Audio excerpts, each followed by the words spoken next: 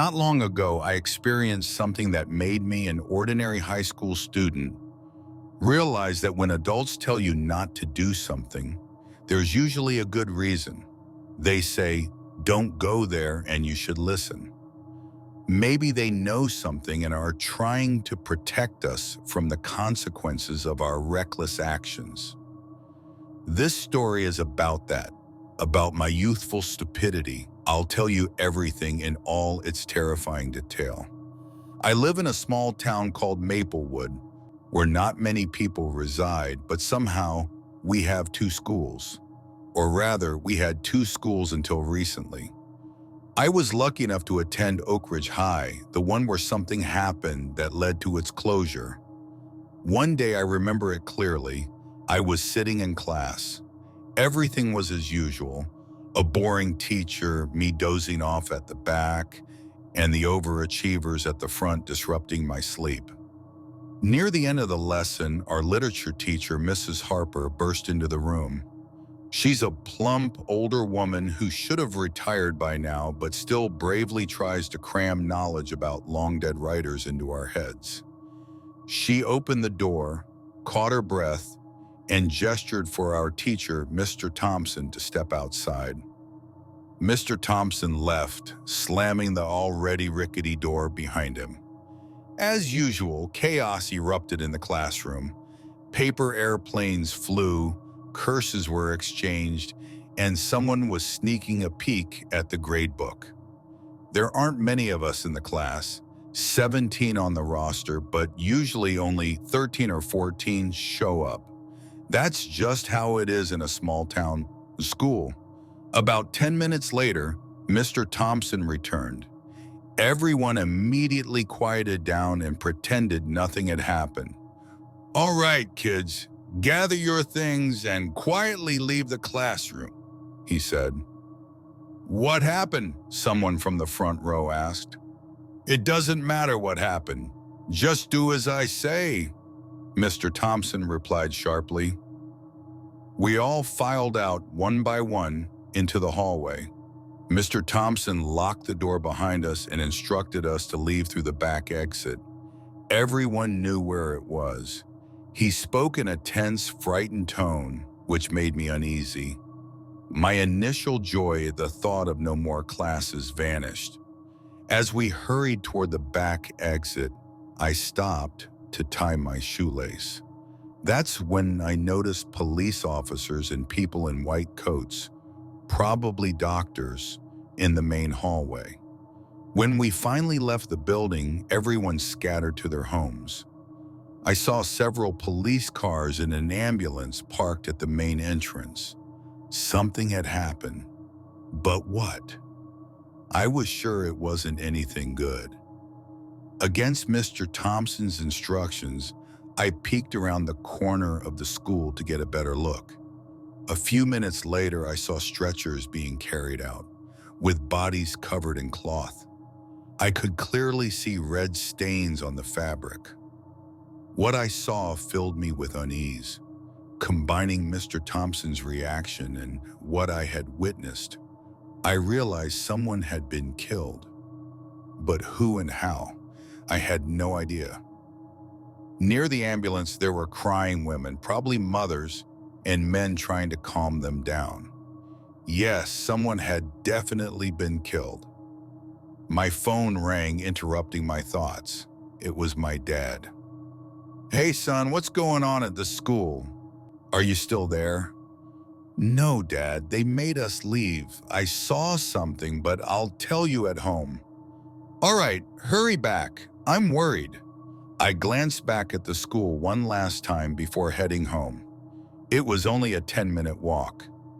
When I got there, my dad immediately asked, "Are you okay? What happened?" I told him what I'd seen.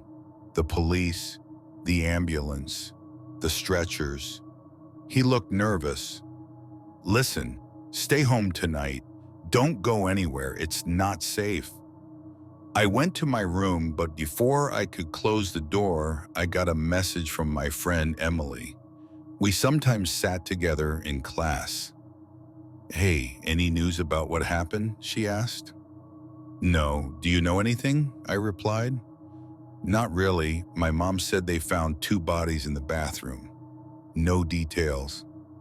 Yeah, same here, I said. Later that night, I got another message from Emily. I'm so bored. What are you doing? Nothing, just stuck at home. Dad said not to go out. Same here, she replied. Then on a whim, I wrote, I was the last one to leave through the back exit. Want to sneak into the school tonight? Are you crazy? She replied. Come on, are you scared? It's sealed off. We could get in trouble.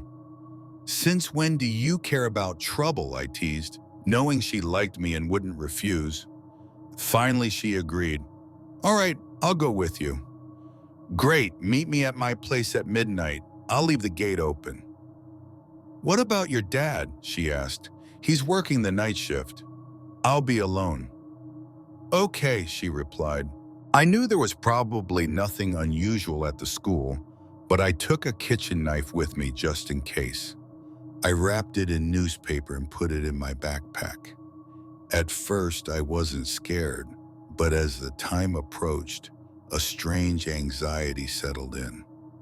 It was pitch dark outside with only a faint light from a wall lamp illuminating my yard. My dad had already left for work, and I was waiting for Emily, smoking a cigarette I'd stolen from him. She arrived a few minutes later. Hey, ready? I asked.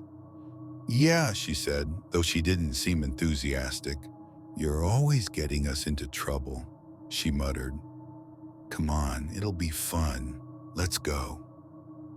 We headed to the school.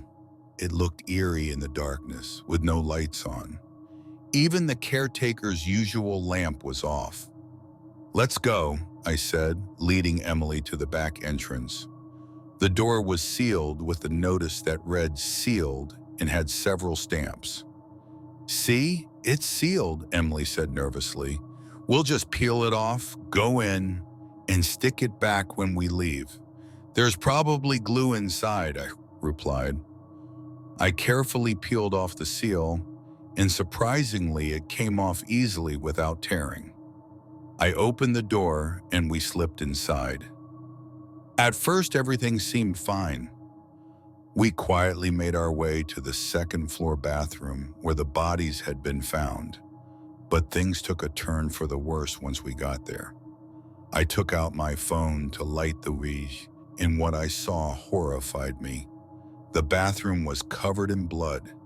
It had dried, but the walls were splattered, and there were chunks of something red on the floor. When I looked closer, I realized it was flesh and skin. The smell was nauseating, and I felt like I was going to vomit. Let's get out of here, Emily whispered. Covering her face, she was on the verge of tears. Yeah, let's go, I said, my voice trembling. My heart was pounding, but it raced even faster when we heard footsteps in the hallway. Someone or something was running toward us. I peeked out of the bathroom. The hallway was empty and dark. Did you hear that? I asked Emily. Of course I did, she replied, tears streaming down her face. Let's get out of here. What if it's the killer? Stop it, I said. The police were here all day. There's no killer. We hurried toward the exit, but before we could reach it, a loud, piercing scream echoed through the hallway. It was terrifying. The footsteps grew louder, coming toward us. I grabbed Emily's hand, and we ran toward the nearest window, hoping to escape. But the window wouldn't open. It was locked. The footsteps were getting closer. Emily screamed, giving away our location. I tried to open the window, but it was no use. We were trapped. Then everything went silent. I turned around and saw it, a tall, thin figure standing behind Emily. It was covered in a dark cloth, and I could barely make out his features in the darkness. The only thing I could see clearly was its gaping mouth and long, bony fingers. Emily didn't notice it at first. "What's wrong?" she whispered. Before I could answer, the creature grabbed her arm and twisted it with a sickening crunch. She screamed in agony as it broke her arm. I pulled out the knife and slashed at the creature, but the blade passed through it as if it were made of air. Emily's screams turned to gurgles as the creature snapped her neck with another loud crack. Her lifeless body was thrown into the corner of the hallway. I ran for my life, my heart pounding so hard I thought it would burst. The creature chased me, its heavy footsteps echoing behind me. I made it to the main entrance and kicked the door open, breaking the lock. I ran outside and didn't stop until I was far enough away to catch my breath. When I looked back, the creature was standing in the doorway, illuminated by the moonlight. It was tall, over 2 meters, with long, spindly arms and no nose. Its mouth was twisted into a grotesque grin. I turned and ran home, not stopping until I was safe inside. I told my dad everything and he called the police. They searched the school but found nothing. The seals were intact and the door I had broken was perfectly fine. It was as if nothing had happened. I couldn't understand it. How had everything been restored? What was that thing? A week or two later, I found Emily's body in our backyard. It was decomposing and the stench was unbearable. Her arm was twisted and her neck was broken, just like in the school. I have no idea how she ended up there. My dad and I buried her, telling the police we found her in the woods during a fishing trip. It was wrong, but we didn't want anyone to blame me. I didn't kill her. As for the creature in the school, I have no idea where it came from. In all my years attending Oak Ridge High, nothing like that had ever happened before.